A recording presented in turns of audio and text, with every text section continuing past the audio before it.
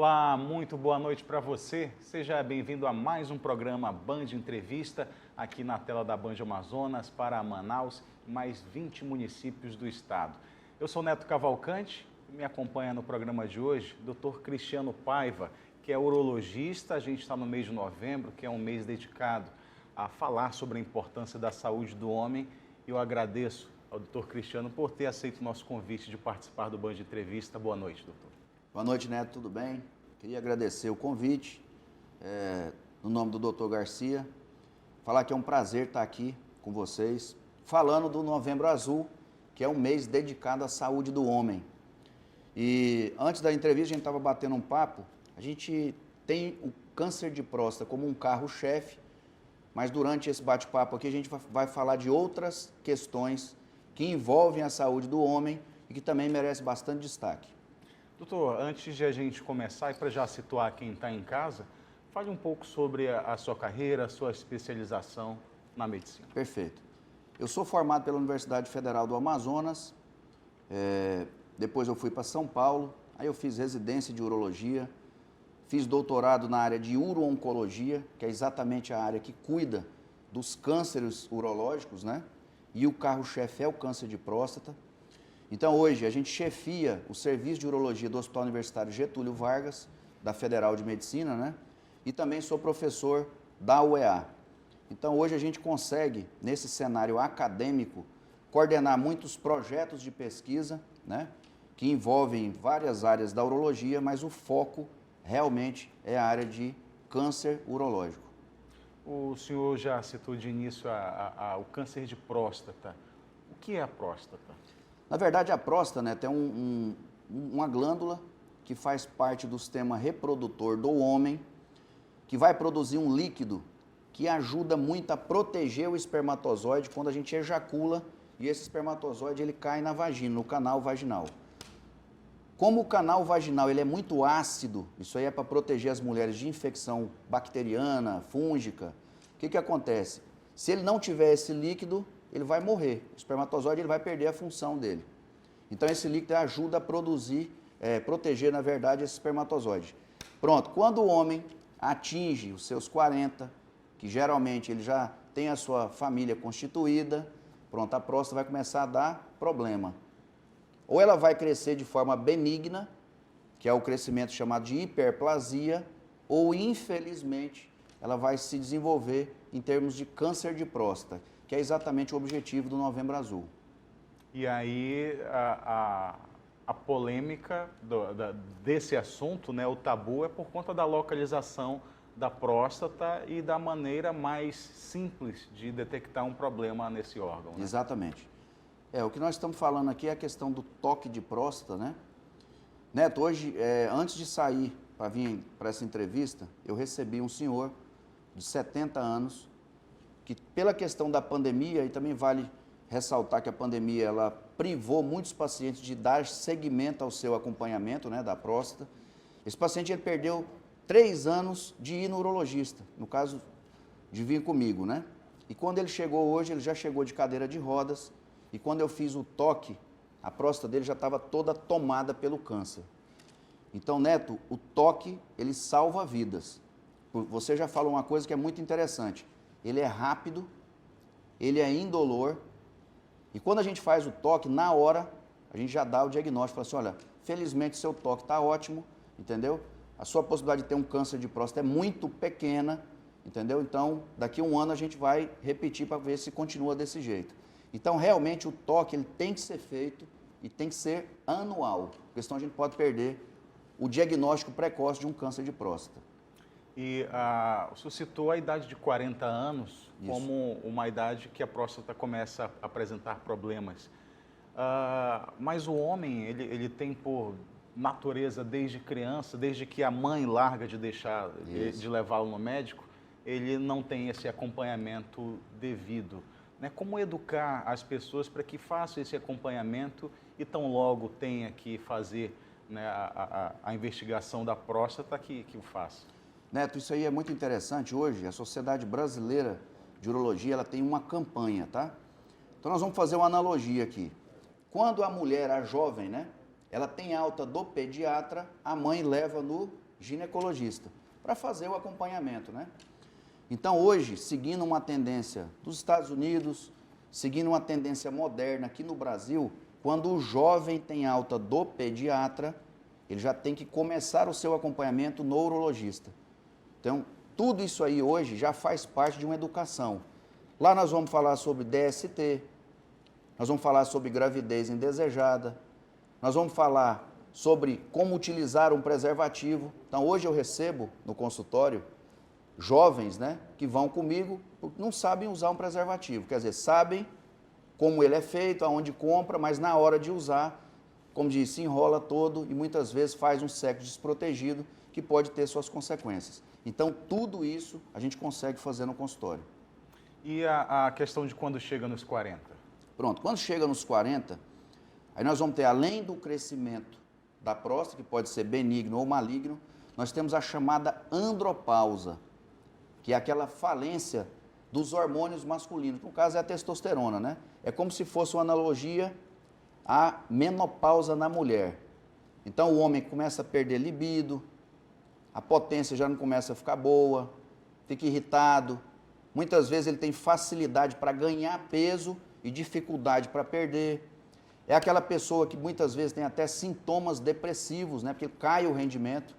Então isso aí hoje a gente consegue também, através de uma boa análise laboratorial e exame físico, dar o diagnóstico e tratar esse paciente.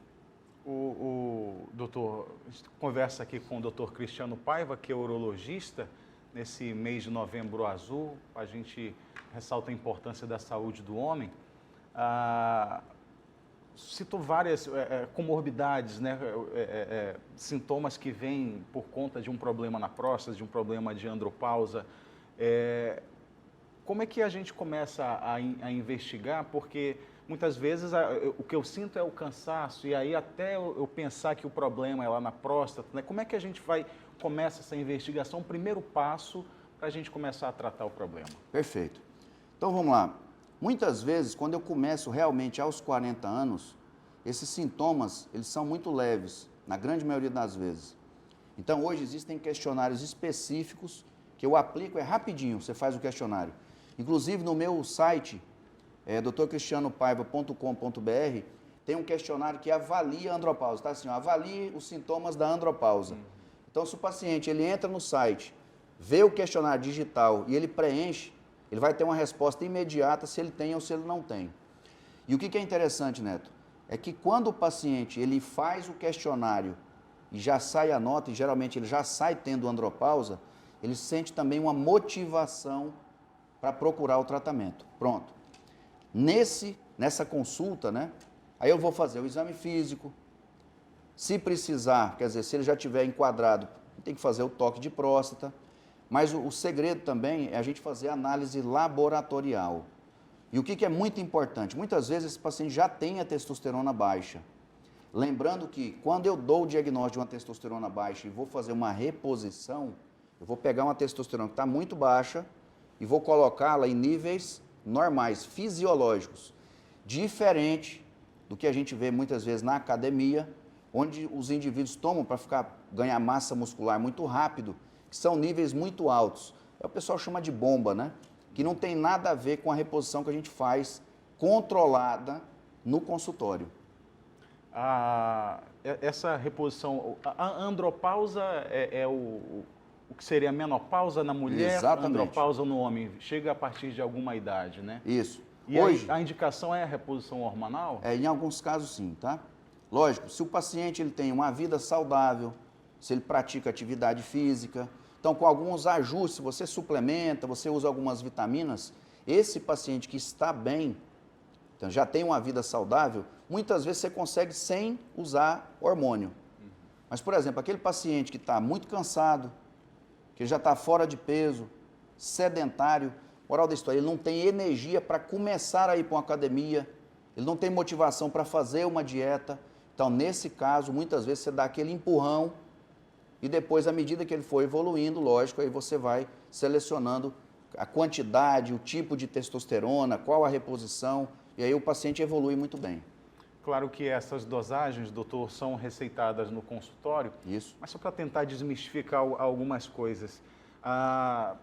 para quem frequenta a academia e chega a esse aliciamento, né, de entrar com a reposição hormonal, com a injeção de hormônios, falam que uma vez que você começa, a partir do momento que para, isso vai cair bastante. Exatamente. E no caso da reposição hormonal assistida a isso também, uma vez que começa, não para mais? Neto, isso aí talvez hoje seja uma das coisas mais frequentes que eu recebo no consultório. Vamos lá. Quando eu recebo um indivíduo jovem, que ele tem uma testosterona baixa, eu vou ter que investigar se esse indivíduo tem alguma doença que está fazendo isso acontecer. Hoje, a causa mais comum de falência, de queda da testosterona no jovem, é a obesidade e o sedentarismo. E outra é uma varize que dá no testículo, chamada de varicocele. Não sei se você já ouviu falar disso aí. É como se fosse uma varize do escroto, ela inibe a produção de testosterona, então esse indivíduo tem uma testosterona baixa. Que isso aí, muitas vezes, eu tenho que usar até cirurgias para corrigir isso aí. Pronto. Se esse indivíduo, ele está na academia, teoricamente, ele já tem um nível bom de testosterona. Ele, teoricamente, não ia precisar de usar testo a mais. Pronto, mas ele, como você bem falou, ou por influência de colegas, ou por influência de outras pessoas da academia, pronto, ele começa a usar. Pronto. Ele vai bloquear um eixo de produção natural dele. Então, enquanto ele estiver utilizando a testosterona externa, geralmente é injetável, ele vai estar com o nível lá em cima.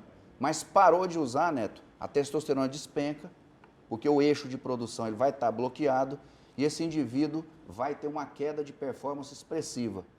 E isso aí é muito ruim. Sem contar que geralmente esse indivíduo ele tem a produção de espermatozoide também comprometida. Então, hoje eu recebo no consultório jovens que utilizaram de forma indiscriminada, indevida a testosterona e que quando casaram estão tendo dificuldade para ter filho. Isso aí é uma outra consequência. Então, realmente, hoje, quer fazer uso de testosterona, procure um profissional habilitado, que realmente seja uma pessoa coerente, atualizada, para realmente oferecer o que há de melhor em relação a essa correção, né? Porque o problema não está no hormônio, está na indicação e está na dose. O corpo deixa de produzir porque entende que não precisa mais, já que está recebendo de fora. Exatamente. Dr. Cristiano Paiva, urologista, aqui no Band Entrevista. Vou deixar uma pergunta aqui para o doutor responder no próximo bloco, que é a questão racial. Isso é fator de risco também para o câncer de próstata? Daqui a pouco, em 2 minutos, aqui no Band Entrevista.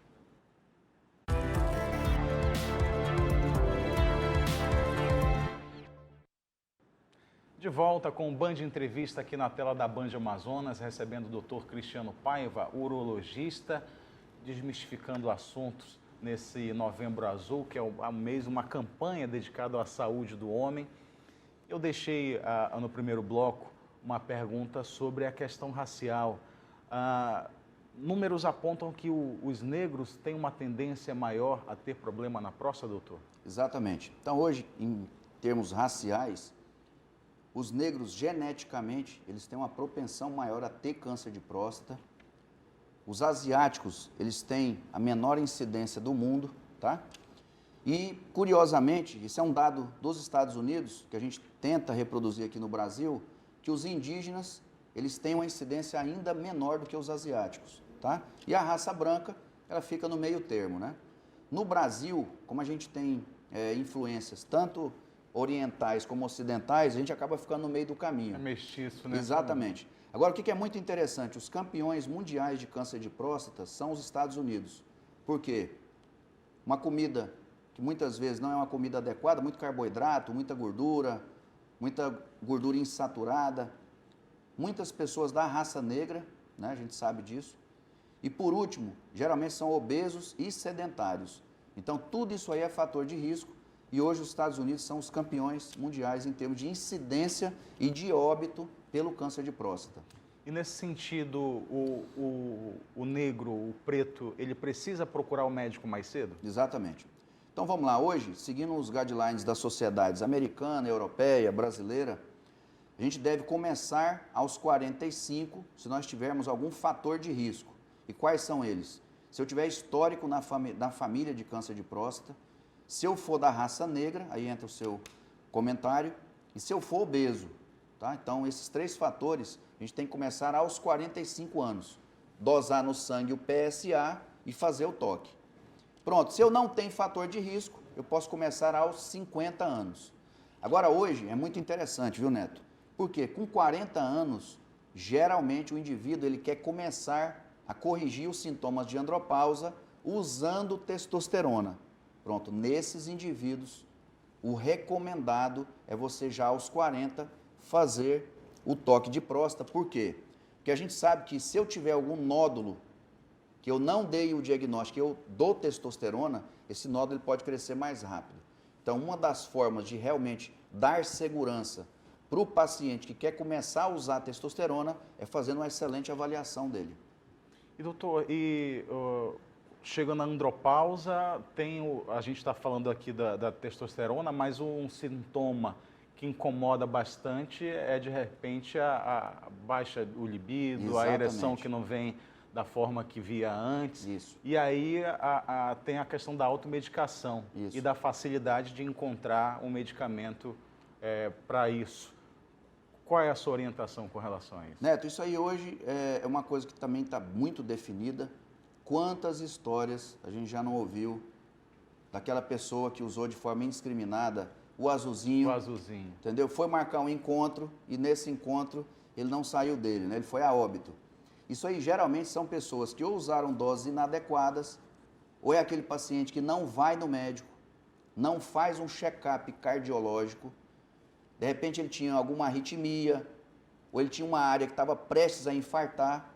Pronto, quando ele toma aquela medicação e vai para o sexo, o que ele pode fazer? Ele pode precipitar e ir a óbito. Então, o que a gente sempre recomenda, viu, Neto? Principalmente para as pessoas que passaram dos 40. Tem que fazer uma boa avaliação, porque essas medicações, elas têm efeitos colaterais. Que se a gente não tem o cuidado de pesquisar, de fazer uma boa avaliação desse paciente, como diz, ao invés dele ter um bom desempenho, ele pode ou ter um problema grave e agudo de saúde, ou mais uma vez ele pode ir a óbito. E aí volta ao primeiro alerta que o senhor deu aqui no programa, que foi não cuidar só da parte do câncer de próstata, Isso. mas o acompanhamento cardiológico também é Exatamente. importante, né? Neto, hoje, depois dos 40 anos, nós temos 2 causas que vão comprometer a saúde e a longevidade do homem. São as doenças cardiovasculares. Aí eu vou falar do infarto, do AVC, que é o derrame, e também vou falar do câncer de próstata. Então, essas doenças, elas podem comprometer a saúde desse homem. E são causas que são totalmente preveníveis hoje em dia. Então, se você vai no seu médico anualmente, se você corrige colesterol, triglicerídeo, a sua glicose, avalia a função do seu rim, faz eletro, eco, que são exames hoje, como se diz, estão muito disponíveis, né, para a gente fazer. Então, a gente corrigindo isso, tudo indica que a gente vai ter condições de viver muito bem. Lógico, eu não estou nem entrando no mérito que esse indivíduo vai ter que comer bem e vai ter que praticar atividade física. Por quê? Hoje, principalmente depois da pandemia, isso aí foi até um alerta para todos nós, aqueles pacientes que tinham a saúde mais controlada, aquele paciente que realmente se cuidava, ele saiu muito melhor nessa questão da pandemia do que aquele que não se cuidava, entendeu? Então, realmente, depois da pandemia, as pessoas começaram a ligar esse alerta, o que foi muito positivo. Questão da vida sexual. Sexo anal sem preservativo pode causar problema também nesse sentido? Exatamente. Então, vamos lá. Hoje, a principal causa de prostatite, que é uma inflamação da próstata, é exatamente esse sexo anal não protegido, né? Então, hoje, o que a gente sempre orienta? Essa questão de prática sexual é uma coisa muito pessoal, muito individual, entendeu? E que a gente não entra nesse mérito. Então, a gente entra no mérito da proteção. Então, a gente sabe que hoje, uma das formas da gente contaminar o canal urinário, a próstata, a bexiga, muitas vezes, né, essa infecção, ela pode atingir os rins, pode atingir o testículo. Por quê? Os locais mais contaminados que a gente tem no corpo é a boca e o ânus. Então, se eu tenho esse tipo de sexo e eu não tenho uma proteção, essas bactérias elas podem realmente comprometer a saúde do sistema urinário do homem, e isso aí é muito ruim. E a gente recebe no consultório.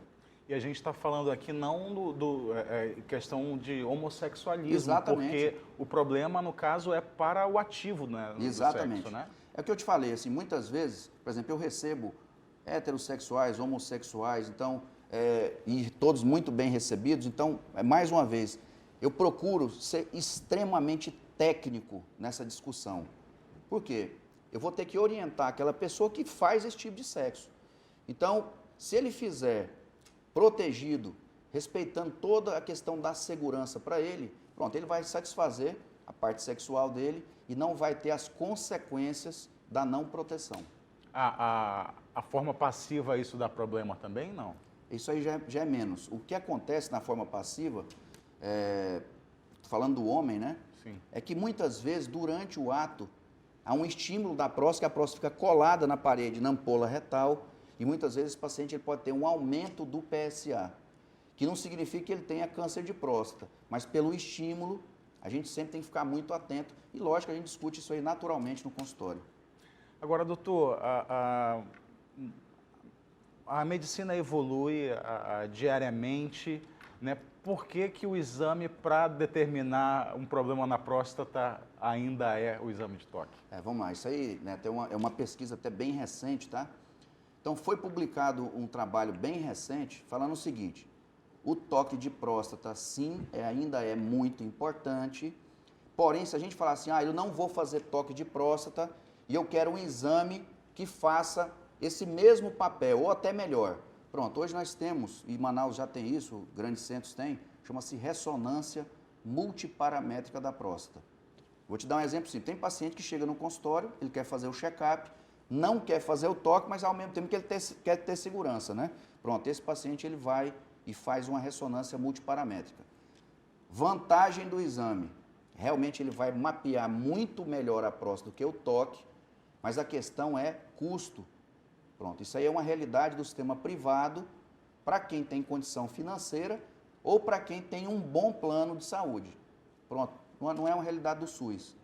E a gente Entendeu? pode falar em valores, claro que o mercado hoje a pessoa vai desembolsar entre R$1.000 a R$2.000, a depender da clínica, do aparelho, sim, entendeu?